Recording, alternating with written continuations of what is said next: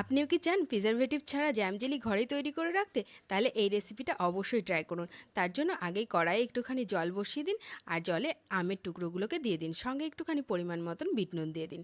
এদিকে আমি কটা পালস চকলেট নিয়েছি কালার করার জন্য, আর তার সঙ্গে এখানে একটুখানি জলজিরার ব্যবহার করছি। এখানে কিন্তু পালস চকলেটটাও আপনারা না ব্যবহার করলেও পারেন। এখানে খানিকটা গুঁড়ো করে রেখে দিয়েছি। এদিকে আমটাও ততক্ষণে সেদ্ধ হয়ে গেছে। এবার আমগুলোকেও দিয়ে আরও একবার পেস্ট করে নেব বেশ সুন্দরভাবে, একদম মিহি পেস্ট হবে। আর এই জলটাকেও কিন্তু আমরা ফেলবো না, এই জলের মধ্যে কিন্তু আবার এই পেস্টটাকে দিয়ে দেবো। ব্যাস, তারপরে মিশিয়ে নিয়ে চিনি দেওয়ার পালা। এবার চিনিটা কিন্তু অবশ্যই আপনারা আপনাদের স্বাদ অনুসারে দেবেন। এবার তারপরে জাল দিতে থাকতে হবে, বেশ খানিকক্ষণ জাল দিতে দিতে যেই এরকম একটা কালার চলে আসবে, তখন কিন্তু আপনারা এখানে মানে আমি যে মশলাটা ব্যবহার করছি, এটা মশলাটা ব্যবহার না করলেও করতে পারেন। দেখবেন যখন কড়াই থেকে উঠে উঠে যাচ্ছে, তখনই বুঝবেন যে আপনার জ্যাম জেলি কিন্তু একদম কমপ্লিট। এখানে আমি একটু চাট মশলার গুঁড়ো ব্যবহার করেছি, এটা না করলেও হবে।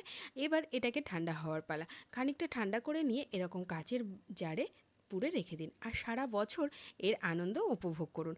তো আজকের রেসিপি কেমন হয়েছে অবশ্যই কিন্তু কমেন্ট বক্সে জানাবেন। আর বাচ্চাকে এইভাবে ব্রেডের সঙ্গে একটু এই জ্যামটা লাগিয়ে একবার খাইয়ে দেখবেন তো কি বলে, কালারফুল জ্যাম ভালো না এই প্রিজারভেটিভ ছাড়া জ্যাম ভালো। টাটা।